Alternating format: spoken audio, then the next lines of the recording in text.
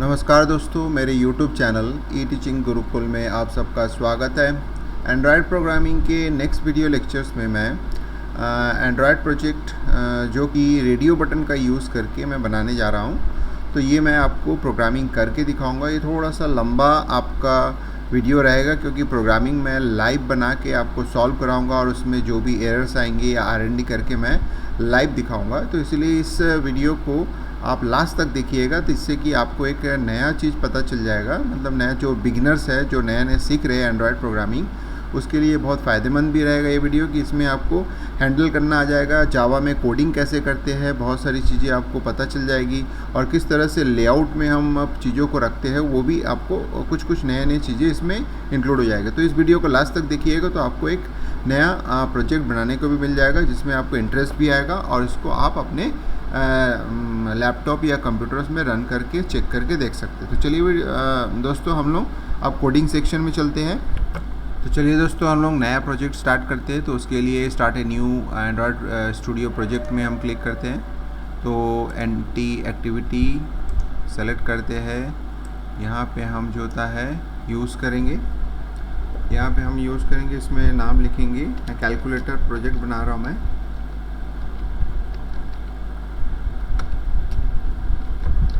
Radio button का use करके इसका नाम, लोकेशन सब जैसा है वैसे ही रखेंगे।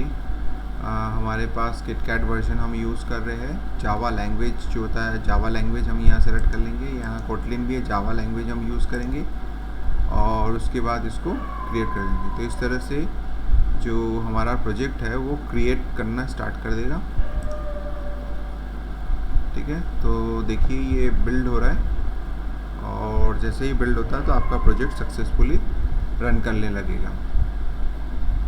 तो आप देख सकते हैं कि नीचे ये बिल्डिंग हो रही है, क्रिएट हो रहा है प्रोजेक्ट। तो दोस्तों आप देख सकते हैं कि जब ये सक्सेसफुली बिल्ड हो जाता है तो नीचे हमारे पास ये बिल्ड होता है। इसमें आप देख सकते हैं कि वो क्रिएट हुआ है और क्रिएट होने के बाद आपके पास ये विंडो आ जाता है और ये हमेशा चेक करते रहना चाहिए कि बिल्ड में आपका कोई प्रॉब्लम ना आए और ये रन। अब जैसे कि अब कुछ इम्पॉर्टेंट बातें हैं इस प्रोजेक्ट के माध्यम से मैं बताना चाहता हूँ। सबसे पहले तो मैं आपको ये बता देना चाहता हूँ कि ये जो मेरा एंड्रॉयड स्टूडियो है उसका वर्जन है 4। तो इसका मतलब है अगर आप लोअर वर्जन में काम करते हो तो आपका इंटरफेस थोड़ा सा डिफरेंट होगा और वो अलग तरीके से दिखेगा। तो उसमें घबराने वाली बात नहीं है। आप अलग अलग वर्जन पे भी काम करके अपने प्रोजेक्ट बना सकते हो। जैसे कुछ चीज़ों में अगर आप देखेंगे पुराने वर्जन में तो नीचे साइड जो होता है 2 पोर्शंस होते हैं, टेक्स्ट होता है और डिज़ाइन टैब होते हैं यहाँ पे। लेकिन यहाँ पे इस वर्जन में यहाँ ऊपर साइड में आपका कोड और डिज़ाइन सब स्प्लिट मोड में भी दिया हुआ है। कोड और डिज़ाइन एक साथ देख सकते हो या कोड देख सकते हो या डिज़ाइन। तो जैसे अभी मेरा फ़िलहाल तो डिज़ाइन व्यू में हमारा है तो वो ऐसा दिख रहा है। तो ये एक इम्पॉर्टेंट बात थी। दूसरा इम्पॉर्टेंट है कि जब भी आप किसी प्रोजेक्ट को बनाना स्टार्ट करते हो और रन करना चाहते हो तो सिंपल सी बात है, आप जो ये AVD मैनेजर है उसको आप लॉन्च कर लोगे। तो मैंने ऑलरेडी ये AVD मैनेजर जो होता है लॉन्च करके रखा हुआ है। तो ये जो होता है मेरे जब भी मैं इसको रन करूँगा तो ऑटोमेटिकली ये डिटेक्ट करेगा और इसमें रन करेगा। और इसके बाद नेक्स्ट इम्पॉर्टेंट बात है कि आपका जो ये लेआउट है, अगर वो AVD का लेआउट हो तो बहुत बढ़िया है क्योंकि जब भी हम इसको रन करेंगे तो इस लेआउट पे और सीधा काम करेगा। तो सबसे बेटर आइडिया है कि आप जो AVD हमने लिया है उसी लेआउट को हम ले लेते हैं और उसी पे काम करते हैं। तो आपने देखा है कि लेआउट को सेलेक्ट करने के लिए ये ऊपर दिया हुआ है वो है। और दूसरा यहाँ पे आपका जो वर्जन है वो 29 दिया हुआ है। आप इसको सेलेक्ट कर सकते हैं 19 वर्जन में, ताकि जो API है, हम किटकैट वर्जन पे काम कर रहे हैं तो इसीलिए मिनिमम वर्जन हम क्यों लेते हैं, इसके लिए आपके पुराने वीडियोस अवेलेबल है जिसको आप देख सकते हो उसमें। तो अब स्टार्ट करते हैं। सबसे पहला तो चीज़ है कि ये हेलो वर्ल्ड जो हमारे लिए है इसको अब हटा देते हैं। तो क्योंकि ये बाय डिफ़ॉल्ट हेलो वर्ल्ड से ही क्रिएट करता है। तो ये हो गया हमारा पहला। इसके बाद जो होता है, अब इसके हल्का साइज़ को थोड़ा सा बड़ा कर देते हैं ताकि विजिबिलिटी आपकी बढ़ जाए और आप इसमें अच्छे से देख सकते हैं। इसमें कोडिंग कर रहूँगा जब मैं, तो ये अब सबसे इम्पॉर्टेंट जो चीज़ होता है इसको आप नोट कर लीजिए कि जब मैं कोड करना स्टार्ट करूँगा तो सबसे पहले यहाँ जो हमारा लेआउट दिया हुआ है, इस लेआउट को मैं यहाँ से हटा देता हूँ। इस लेआउट का नाम मैं रिलेटिव लेआउट कर देता हूँ। तो रिलेटिव लेआउट जैसे ही करता हूँ तो ये मेरा जो होता है एक क्रिएशन हो जाएगा, रिलेटिव लेआउट वो बना लेगा। अब मैं जो भी कोड करूँगा तो वो रिलेटिव लेआउट के रिस्पेक्ट में होगा कोड, आप देख सकते हैं। तो मैं यहाँ पे आ जाता हूँ डिज़ाइन वाले पोर्शन पे। अब यहाँ पे मैं कैलकुलेटर बनाने वाला हूँ, तो इसका मतलब है अरिथमेटिक ऑपरेशन के लिए मैं 4 बटन लूँगा, कैलकुलेशन के लिए एक रेडियो बटन लूँगा 4, उसके बाद कैलकुलेशन करने के लिए एक बटन लूँगा और 3 टेक्स्ट बॉक्स लूँगा और उसके नाम दूँगा। तो सबसे पहले मैं यहाँ मैंने अपना देखिए जैसे ही सेट किया तो इसमें ऑटोमेटिकली इसमें ये जो चीज़ें नाम है ये सब सेट हो जाता है। तो मैं क्या करूँगा कि ये जो मैंने नाम और ये सेट किया है इसको, ये एक्चुअली ये टेक्स्ट व्यू है, इसमें मेरे को दिखना है। तो इसका मतलब होता है कि मैं यहाँ पे जो नाम मेंशन करूँगा उसका नाम है जैसे फर्स्ट नंबर, मैंने इसका नाम दे दिया फर्स्ट नंबर, आप देख सकते हैं।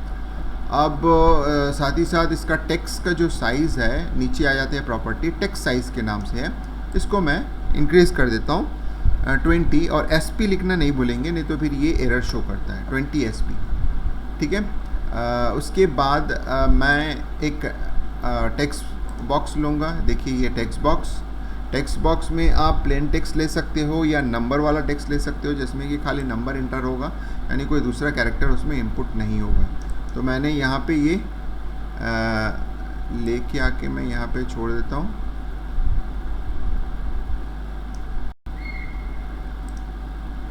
सो ये मैंने यहाँ पे इसको एडजस्ट कर देता हूँ। शुरू में आपको थोड़ा सा तकलीफ़ होगी आपको बनाने में, कोई प्रॉब्लम नहीं है, इसको डिलीट कर देता हूँ। तो ये हमारा फर्स्ट नंबर और यहाँ पे हमारा टेक्स्ट जो होता है ये अलाइन हो गया, आप देख सकते हैं। अब मैं इन दोनों को सेलेक्ट करता हूँ और सेलेक्ट करने के बाद जो होता है इसको कॉपी करता हूँ। कॉपी करके, कॉपी मतलब राइट क्लिक करता हूँ या Ctrl+C से कॉपी कर सकता हूँ और कॉपी करके मैं इसको पेस्ट करूँगा, ताकि मेरे को बार बार इस चीज़ को लेने की ज़रूरत नहीं, क्योंकि मुझे 3 सेम फील्ड लेने पड़ेंगे। अब मैं इसको थोड़ा सा पकड़ के ड्रैग करके नीचे कर देता हूँ। ये हो गया हमारा दूसरा, तो ये हो गया हमारा अलाइनमेंट। इसके बाद मैं फिर से पेस्ट कर देता हूँ और जब मैं इसमें फिर से पेस्ट किया तो ये 2 चीज़ें मेरा सेलेक्ट हो गया और यहाँ पे मैं इसको वापस कर देता हूँ। अब मैं फिर से इसको जो मैंने कॉपी किया था उसको पेस्ट करूँगा, तो ये पेस्ट हो गया। पेस्ट होने के बाद तीसरा मिल गया मुझे। तो 2 नंबर है हमारे पास, ये 2 नंबर को क्लोज कर देता हूँ, एक रिजल्ट। तो इसका मतलब है सारे नाम मिल गया फर्स्ट नंबर। अब मैं इसका नाम चेंज कर देता हूँ। इसके नाम को चेंज करने से मैं ऊपर जाता हूँ, क्योंकि देखिए एक बार मैंने सेट किया है तो बाकी जो इसका प्रॉपर्टी है वो एज इट इज़ मिलेगा, बार बार मुझे सेट करने की ज़रूरत नहीं है। बेस्ट आइडिया होता है कि आप किसी एक टेक्स्ट बॉक्स को सेट कर लो, फिर उसका कॉपी करके आप क्रिएट करोगे तो सेम आपके जो फॉर्मेट है सब सेम मिलेंगे, तो जिससे कि दिक्कत आपको कम आएगी, यानी बार बार प्रॉपर्टी सेट करने की ज़रूरत नहीं पड़ेगी। तो ये देखिए मैंने सेकंड नंबर लिया है, ये थोड़ा लार्ज वैल्यू है, हाँ, तो ये हो गया मेरा सेकंड नंबर। अब इसको प्रॉपर्ली अलाइन करना है तो वो आप सेट कर सकते हैं। ये अब मैंने थर्ड जो है मैं वेरिएबल है उसको मैं स्टोर कर देता हूँ। देखिए रिज़ल्ट करके मैंने इसको ये कर दिया। अब ये जो भी हमारे पास इसमें हम एंटर करेंगे तो इसको मैं सेलेक्ट कर लेता हूँ और इसके देखते हैं टेक्स्ट साइज़ जो होता है, इसका टेक्स्ट साइज़ जो होता है 18 है, इसको 20 SP कर देता हूँ मैं, ताकि सबका साइज़ जो होता है वो इक्वल हो जाए।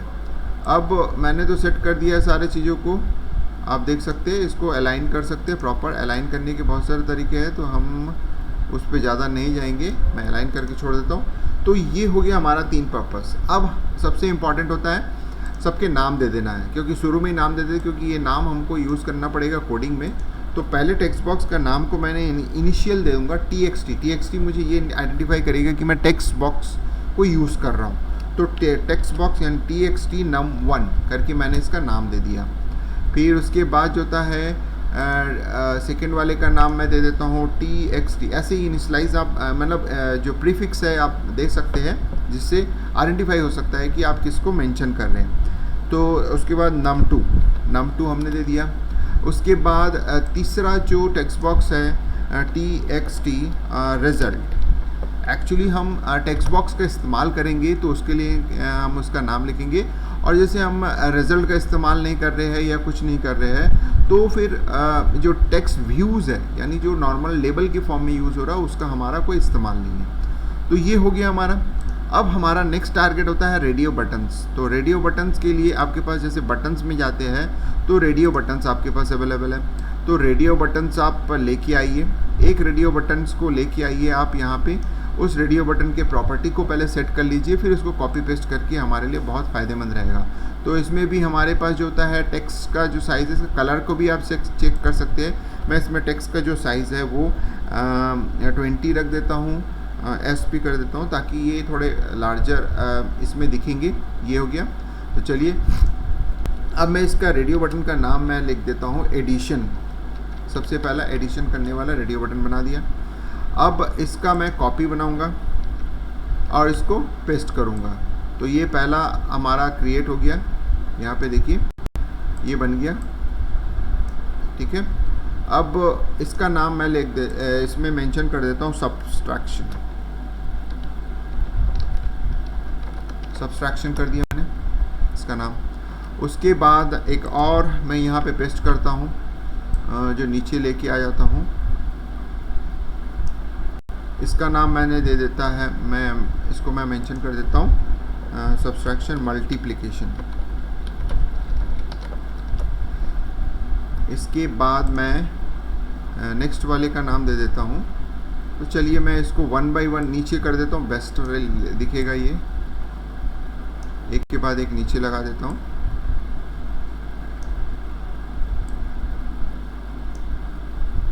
और एक और फिर मैं पेस्ट कर देता हूँ और इसको लाके यहाँ पे अलाइन कर देता हूँ। इसका नाम मैं दे दूंगा डिवीजन।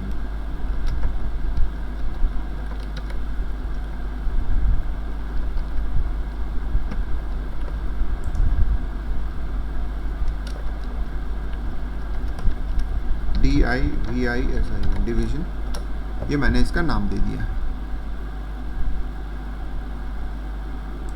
तो आप देख सकते हैं कि 4 बटन हमने बनाए हैं, चारों के ऑपरेशन दे दिए। एक लास्ट हमारे पास, अब चारों बटन के नाम भी दे देते हैं एक साथ। उसके बाद बटन में आएंगे तो रेडियो बटन फुल फॉर्म है, तो इसका शॉर्ट फॉर्म RB कर देते हैं, जो कि पता चलेगा रेडियो बटन का है। और ऐड नाम दे देते, थोड़ा छोटा नाम देते हैं ताकि एक्सेस करते समय उस वेरिएबल को हम जल्दी से याद कर सकते हैं। RB ये हमारा सब्सट्रैक्शन, तो SUB नाम से दे देते हैं। सॉरी, मैं इसका नाम को फिर से चेंज देता हूँ, RB SUB। ये हो गया। मल्टीप्लिकेशंस के लिए इसका नाम हम दे देते हैं RB MUL। मल्टीप्लिकेशंस के लिए, डिवीजन के लिए हम इसका नाम दे देते हैं RB DIV। डिवीजन के लिए इसका नाम दे देते हैं। तो इस तरह से हमारा ये क्रिएट हो गया। अब हम आ जाते हैं बटन। अब इस बटन को जो होता है हम यहाँ पे लेके आएंगे। अब हमारा लास्ट ये हो रहा है, बटन को हम मेंशन करेंगे। तो ये बटन हमने यहाँ ऐड कर दिया। बटन के साइज़ को आप चेंज कर सकते हैं। तो मैं जैसे बटन के साइज़ को चेंज कर रहा हूँ, बटन के फ़ॉन्ट को चेंज कर देता हूँ। फ़ॉन्ट मतलब इसमें हम आ जाते हैं टेक्स्ट।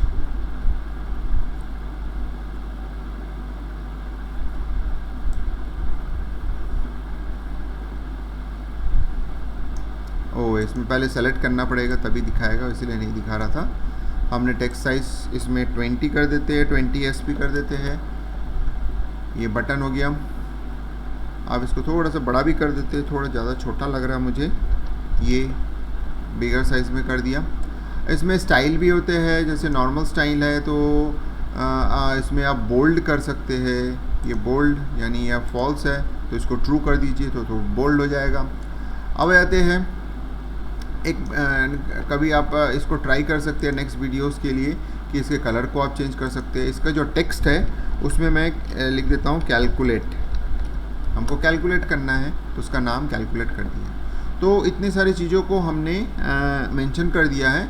आप चाहे तो थोड़ा बहुत आप ये कर सकते हैं, जैसे टेक्स्ट का साइज़ को, इसको मैं थोड़ा सा इंक्रीज़ करना चाहता हूँ ताकि विजिबिलिटी और बढ़ जाए। टेक्स्ट साइज़ इससे हमारा जो होता है 24 कर देता हूँ और SP लिख देता हूँ, तो जिससे कि टेक्स्ट का साइज़ थोड़ा सा बिगर हो जाएगा। First number, second number, result show होगा आपका। और इस तरह से हमने बना लिया है। इसके साइज़ को थोड़ा सा ये मैंने बढ़ा दिया है। अब इसको सेव कर लेता हूँ कंट्रोल एस से। अब सबसे इम्पॉर्टेंट है इसको रन करके चेक करता हूँ कि ऐसा दिख रहा है कि नहीं। फिर उसके बाद हम कोडिंग में जाएंगे। तो हम इसको रन किए हैं। रन करने में ये ऑटोमेटिकली जो हमारा AVT हमने लॉन्च करके रखा है, ये यहाँ पे आपको ट्रांसफ़र दिखेगा। तो जैसे ही नीचे देख सकते हैं कि सारा ऑपरेशन परफॉर्म हो रहा है, ग्रेडल बिल्ड रनिंग आपका जो होता है हो रहा है। तो आप देख सकते हैं नीचे ये इंस्टॉल हो गया, लॉन्च एक्टिविटी हो गया। तो मैं आपको चेक करा के दिखा देता हूँ। देखिए ये आपका जो हमने जो प्रोजेक्ट बनाया था वो एग्जैक्टली हमने जो लेआउट था सेम लिया था, इसलिए इसमें जो हमको दिख रहा है स्क्रीन में वो सारी चीज़ें आपको मोबाइल में भी सेम टू सेम ट्रांसफ़र हुआ है। अब इसकी कोडिंग करनी बची है, क्योंकि एक हमारा लेआउट डिज़ाइन हुआ है। लेआउट का मतलब होता है कि हम एक डिज़ाइन किए हैं, ऐसा दिखेगा। अब हम कोडिंग करेंगे और कोडिंग में उस हिसाब से जैसे जैसे हम ऑप्शन सेलेक्ट करेंगे उस हिसाब से वो चीज़। तो जब ये रन कर रहा था उसी ड्यूरेशन में मैंने कुछ चेंजेस किए थे इस केस में, तो जो आपको यहाँ पे दिख रहे हैं। अब हम इसको रन करेंगे। रन करने के लिए हमको कोडिंग सेक्शन में जाना पड़ेगा। सो मैं एक बार फिर से आपको दिखा देता हूँ। टेक्स्ट बॉक्स का जो नाम है वो यहाँ पे दिया हुआ है txt num1, txt num2, txt result. और सभी जो बटन के नाम है RB से है, RB ऐड, RB सब्सट्रैक्शन, और ये बटन का नाम मैंने दे दिया है BTN कैल्क। तो आप देख सकते हो ऊपर सब चीज़ें ID में दिया हुआ है। अब इसी ID को मैं कोडिंग सेक्शन में कॉल करूँगा। तो जो भी चीज़ें हमको ये फ्रॉम द स्क्रैच हम लोग स्टार्ट कर रहे हैं, यानी हम देख रहे हैं कि क्या चीज़ें होगी, तो मैं 1 बाय 1 आपको बताऊंगा। तो ध्यान देंगे कि कोडिंग में हमको ये सब चीज़ें जो बेसिक चीज़ें वो ज़रूरत होती है, एक बेसिक अगर आपको प्रोग्राम रन करना है। तो सबसे पहला तो होता है कि हमने 2 टेक्स्ट मतलब 3 टेक्स्ट बॉक्स लिया है। तो हमको यहाँ पे एडिट टेक्स्ट करके हमारे पास क्लास होता है एडिट टेक्स्ट क्लास का, तो उसको हमको क्रिएट करना है एडिट टेक्स्ट।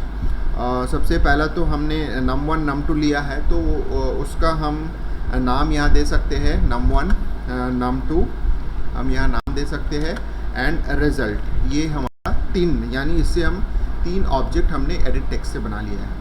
अब एडिट टेक्स्ट से हमने बना लिया है, तो इसका मतलब होता है अगर आप यहाँ एडिट टेक्स्ट का यूज़ करते हैं तो यहाँ पे डेफिनेटली अगर आपका यहाँ पे इंपोर्ट नहीं किए हैं तो आपको वो इंपोर्ट करना है। देख लीजिए ये वाला इंपोर्ट करना है। उसी तरह से हम सेकंड जो हमारे पास रेडियो बटन है उसको, अब रेडियो बटन को मैं ऑटोमेटिकली यहाँ पे रेडियो बटन मैं यूज़ करूँगा। रेडियो बटन मैंने यूज़ किया तो देखिए ऑटोमेटिकली वो ऊपर ले लिया। अगर नहीं लेता है तो आपको ऑप्शन देता है, आपको बोलता है कि ऑल्ट इंटर आप प्रेस करेंगे तो ऑटोमेटिकली वो ऐड हो जाता है। यानी जब आप कोडिंग करेंगे उस समय आपको ये चीज़ें आते रहेंगे और आप फैमिलियर हो जाओगे, नहीं तो फिर आप ऊपर मेंशन कर दीजिए, इंपोर्ट कर दो। तो रेडियो बटन में हमने 3 चीज़ें लिया हुआ है। ऐड, उसका नाम दे देते हैं, बटन का नाम हमको पता है तो ऐड दे देते हैं। दूसरा जो होता है SUB सब्सट्रैक्शन, तीसरा जो होता है SUB, तीसरा जो होता है मल्टीप्लिकेशन के लिए MUL, और चौथा है DIV। हमने ऑब्जेक्ट बना दिया है, 2 हो गया। तीसरा हमने बटन लिया है तो बटन को भी हम बना देते हैं बटन। तो बटन ऑब्जेक्ट देखिए ऑटोमेटिकली ऊपर क्रिएट हो गया, इंपोर्ट हो गया। अब बटन हमारा जो था वो कैलकुलेटर CALC करके मैंने यहाँ पे कैलकुलेशन कर दिया है। तो कैलकुलेट करने के बाद ये जो हमारे पास जो बेसिक डिज़ाइन हमने बनाया था उसमें जो टेक्स्ट बॉक्सेस थे, उसमें जो रेडियो बटन्स थे और उसमें जो बटन्स बनाए थे उससे रिलेटेड हमने यहाँ पे ऑब्जेक्ट्स बना दिया। तो इसका मतलब ये हुआ कि हम यहाँ 1-to-1 मैपिंग करेंगे। 1-to-1 मैपिंग मतलब जो XML फाइल का जो डिज़ाइन विंडो है उससे हम जो होता है यहाँ जावा के ऑब्जेक्ट से उसको मैपिंग कर देंगे।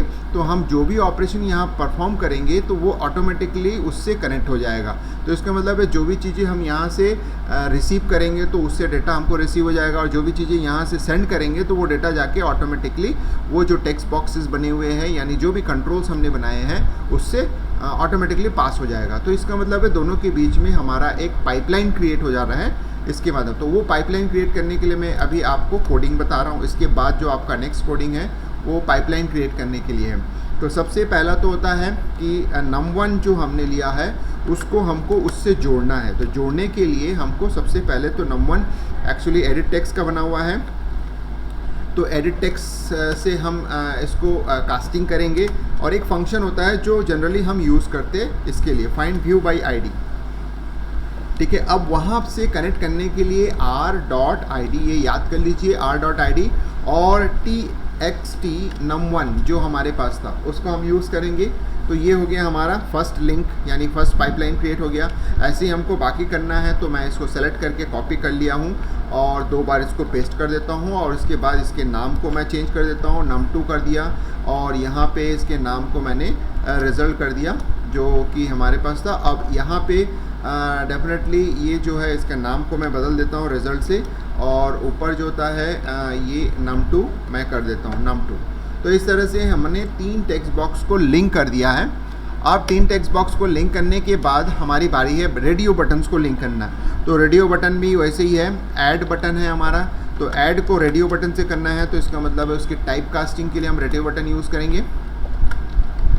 Same as find view by ID, R dot हम करेंगे आईडी डॉट, रेडियो बटन के लिए हमने लिया था आरबी। वहाँ जो एक्चुअली यहाँ जो हम देते हैं फाइंड व्यू बाई आईडी के अंदर जो पैरामीटर पास करते हैं नथिंग बट वो जो एक्सएमएल में हमने जो नाम दिया था डिज़ाइन के, उन नामों को हमको यूज़ करना पड़ता है। तो ये हो गया ऐड 1। अब देखिए एक प्रॉब्लम्स दिखा रहा था कि यहाँ पे हमने वहाँ पे जो एक्सएमएल फाइल का जो नाम है वो थोड़ा सा हमको चेंज करना पड़ेगा, तो मैंने शायद चेंज नहीं किया था। तो चलिए मैं इसको चेंज कर दे रहा हूँ, शायद वो चेंज नहीं हुआ था, तो मैं इसको नाम दे देता हूँ SUB, ठीक है, ताकि मैं वहाँ अलग अलग चीज़ों को आइडेंटिफाई कर सकूँ।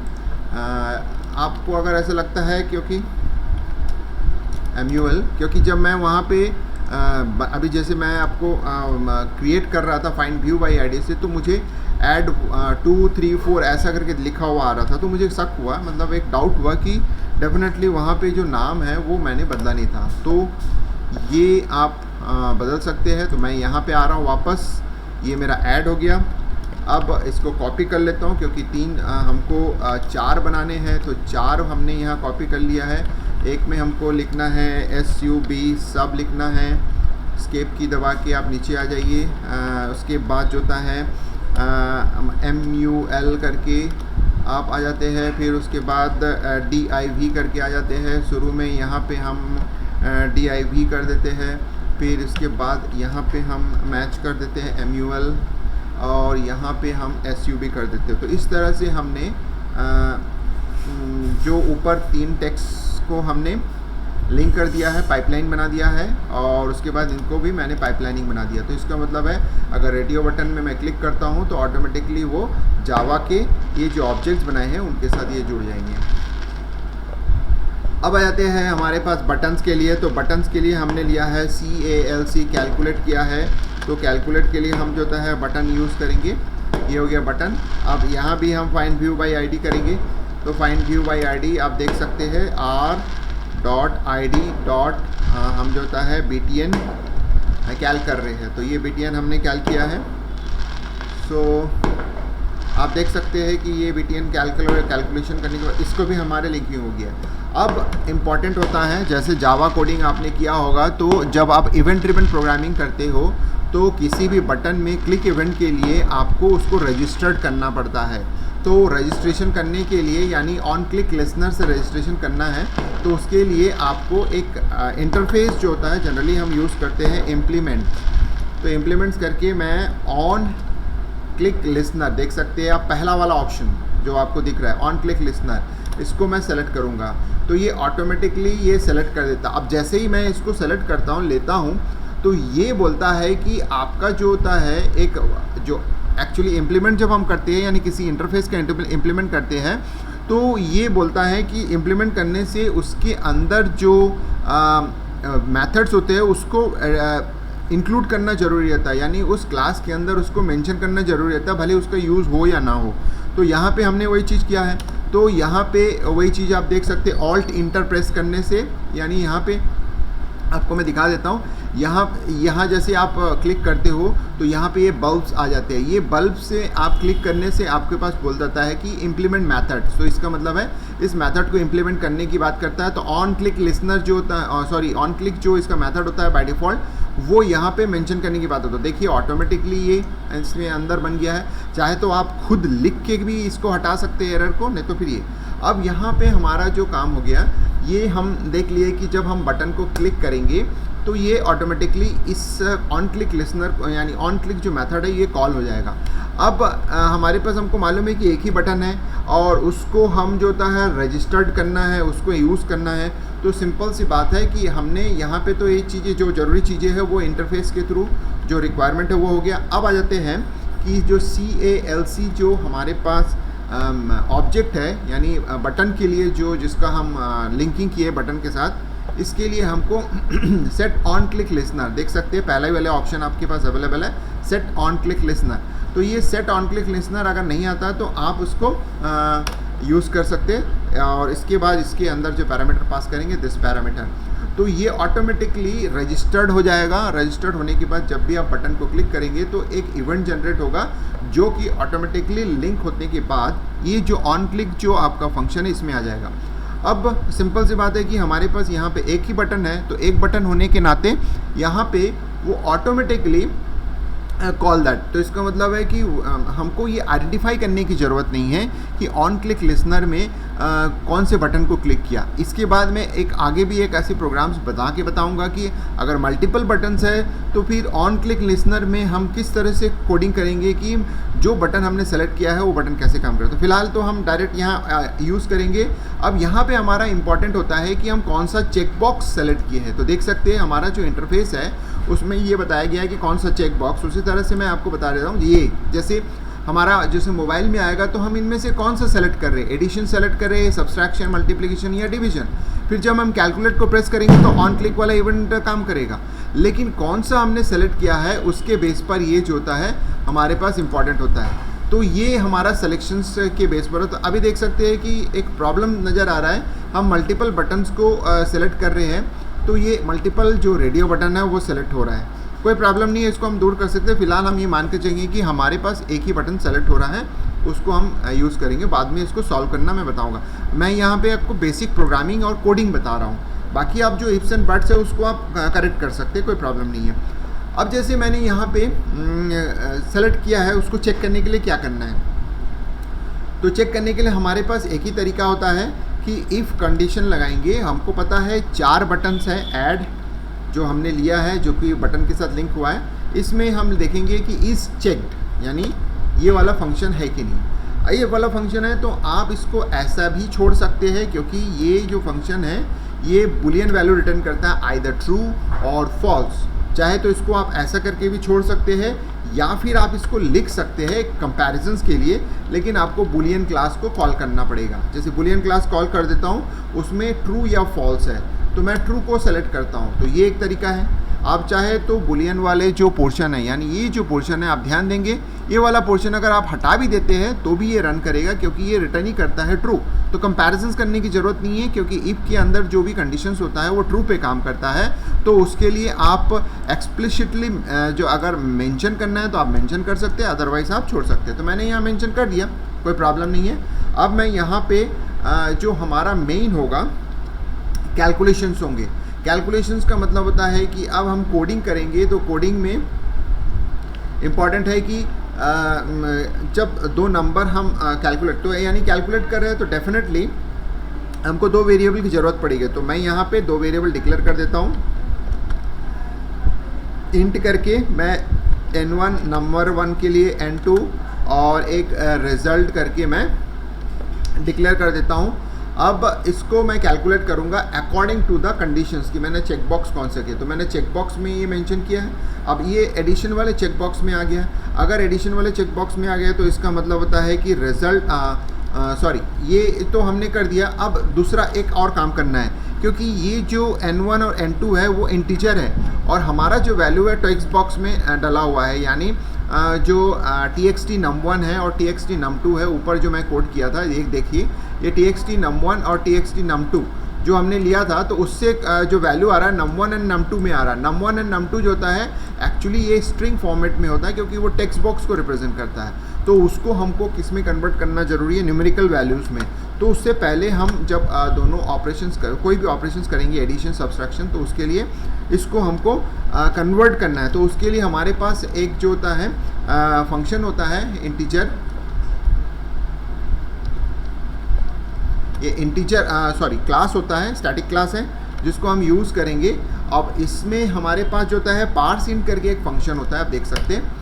पार्स इन में फंक्शन में हम यहाँ पे num1 जो हमने टेक्स्ट बॉक्स के साथ कनेक्ट किया है उसको हम यूज़ करेंगे। अब यहाँ पे गेट टेक्स्ट करेंगे, एक्चुअली वो जो होता है उससे जुड़ा हुआ है, तो गेट टेक्स्ट करेंगे, ये देख सकते हैं गेट टेक्स्ट। अब गेट टेक्स्ट करने के बाद एक फंक्शन होता है टू स्ट्रिंग हमने कर देंगे। तो ये हो गया पहला। अब इसी तरह से हम जो होता है दूसरे के लिए भी करेंगे, और दूसरा जो होता है n2 के लिए होगा, और ये हो गया num2, यानी हम num2, num1, num2 में हम जो डेटा हमारे पास टेक्स्ट फॉर्मेट में अवेलेबल है उसको हमने टेक्स्ट बॉक्स से एक जो हमारे पास वेरिएबल है n1 n2 उसमें हमने ट्रांसफ़र कर दिया। अब यहाँ पे हमको कोडिंग करना है। तो अगर एडिशन हुआ तो रिज़ल्ट हमने जो यहाँ पे दिया हुआ है आप देख सकते हैं।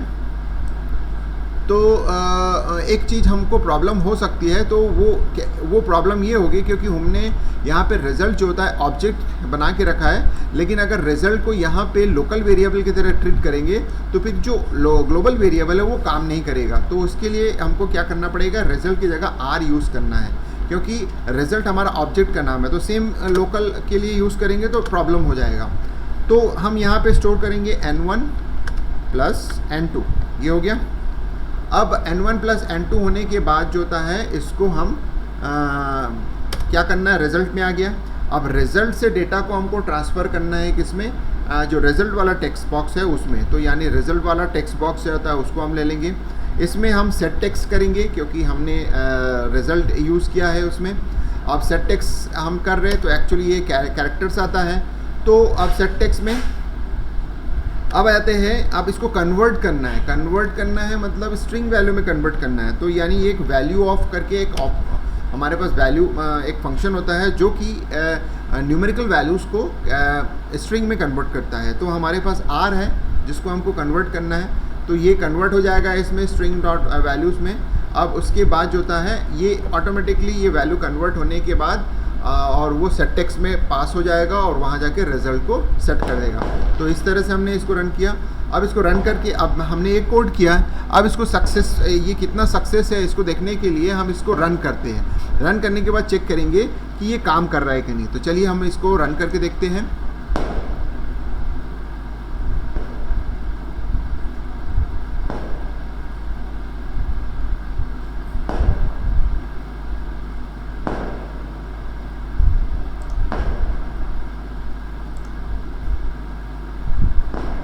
तो देख सकते हैं ग्रेडल बिल्डिंग रनिंग करके बता रहा है। हाँ, ये waiting for all target value installation हो रहा है। देखिए नीचे एकदम आपको इंस्टॉल होते हुए दिख रहा है आपको, और थोड़ी देर बाद लॉन्चिंग एक्टिविटी, ये लॉन्च हो गया सक्सेसफुली। अब देखते हैं हम यहाँ पे हमारा जो डेटा है वो यहाँ पे ट्रांसफ़र हो गया है।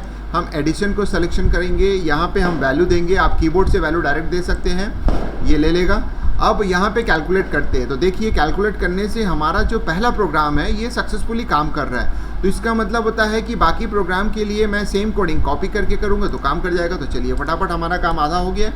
अब इसको फटाफट हम देखते हैं। कॉपी कर लिया मैंने और एल्स लगा के मैंने यहाँ पे उसी को पेस्ट कर दिया। तो ये सेकेंड फॉर्मेशन के लिए है, और सेकेंड फॉर्मेशन मतलब SUB के लिए हमको रन करना है। अब उसके बाद जो होता है रिज़ल्ट ऐसे ही रहेगा। अब थर्ड फॉर्म के, तो इसका मतलब है ये पूरे को मैं कॉपी कर लेता हूँ, और इसके बाद जो होता है थर्ड के लिए मैं रन करता हूँ। That is going to be MUL multiplications के लिए होगा। अब मल्टीप्लिकेशंस के लिए तो ये हो गया सब्सट्रैक्शन के लिए, ये हो गया मल्टीप्लिकेशंस के लिए, और इसके बाद जो होता है लास्ट वन जो होता है हमारा डिवीज़न के लिए। आप देख सकते हैं डिवीज़न के लिए मैंने बना दिया है program, that is going to be division. अब इसको रन करते हैं, लेकिन इसमें डिवीज़न में एक क्लॉज आते हैं कि अगर डिवाइडेड बाय 0 होता है तो एक प्रॉब्लमेटिक होता है। तो यानी यहाँ जो मैं प्रोग्राम बना रहा हूँ विदाउट एनी सिक्योरिटी और विदाउट एनी कंस्ट्रेंट मैं इसको बना रहा हूँ। लेकिन मल्टीप्लिकेशन इस में बहुत सारे कंस्ट्रेंट्स भी होते हैं। जैसे सपोज़ कर लो आपने टेक्स्ट बॉक्स में कोई डेटा एंट्री नहीं किया लेकिन आप उसको कैलकुलेट कर रहे हो, तो ये सब कुछ some kinds of constraints are available जिसको आप यूज़ करते हुए उसकी कोडिंग कर सकते हो। तो दोस्तों मैं आपके ऊपर छोड़ता हूँ कि आप इस तरीके के कंस्ट्रेंट्स को अवेलेबल कराइए। जैसे डिवीज़न में अगर n2 की वैल्यू 0 होती है तो वो डिवाइड नहीं होना चाहिए, डिवीज़न बाय 0 का मैसेज आ जाना चाहिए ऑटोमेटिकली, वो भी आप कर सकते हैं। और उसको आप करके देखिए क्या हो सकता है। टोस्ट मैसेज का यूज़ करके उसको आप कर सकते हैं। और दूसरा जैसे N1 एंड N2 की वैल्यू आपने देखा उसमें कोई वैल्यू ही नहीं है, यानी कोई वैल्यू ट्रांसफ़र हुआ ही नहीं है, तो फिर आप उसको ऑपरेशन नहीं कर सकते हैं कि आप ये मैसेज दे सकते हैं कि नो वैल्यू गिवन, यानी no data is available in text box, तो प्लीज़ इंटर द वैल्यू, ऐसा करके आप मैसेज कर सकते हैं। तो कुछ कंस्टेंट है जिसका अवेलेबल आप कर सकते हो और दिखा सकते हो। चलिए हम लोग इसको रन करते हैं अगेन। तो आपको दिखेगा जैसे ही ये रन करने के मतलब इंस्टॉलेशन प्रोसेस होगा तो ये हटा देगा, फिर वापस वो रन कर देगा। तो देख सकते हैं रन कर दिया उसने। ये हमारा यहाँ पे हम वैल्यू दे रहे हैं, यहाँ पे हम वैल्यू दे रहे हैं, सब्सट्रैक्शन कर रहे हैं, कैलकुलेट कर रहे हैं 0। अब यहाँ पे हम मल्टीप्लिकेशन करेंगे तो देखिए एक प्रॉब्लम्स नज़र आ रहा है। इस प्रॉब्लम्स को आप करेक्ट कर सकते हैं, कोई प्रॉब्लम नहीं है। अब जैसे 23 है और 12 है, अगर मैं यहाँ पे कैलकुलेट करता हूँ तो डेफिनेटली वो सब्सट्रैक्शन को ले रहा है, क्योंकि सिक्वेंशियली वो सब्सट्रैक्शन में आ रहा है। यानी यहाँ पे क्या हो रहा है, मल्टीपल सिलेक्शन हो जा रहा है। तो इसको दूर करने के लिए हमारे पास ऑप्शंस तो अवेलेबल है, मतलब आप इसको कर सकते हैं कि क्या तरीका है, वो चीज़ें आप खुद भी फाइंड आउट कर सकते हैं।